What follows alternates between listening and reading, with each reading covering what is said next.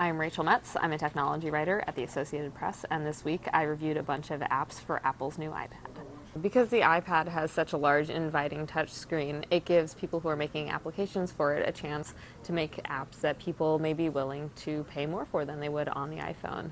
But as it turns out, you don't really need to spend a ton of money to have a lot of fun with the iPad.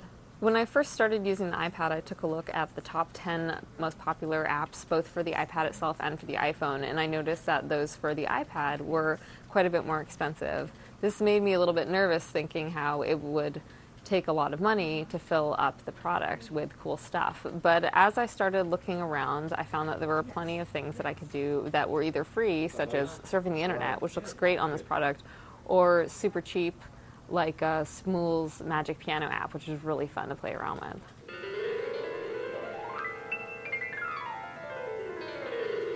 That said, there are plenty of neat apps that cost more than just a few dollars. There are some games in particular.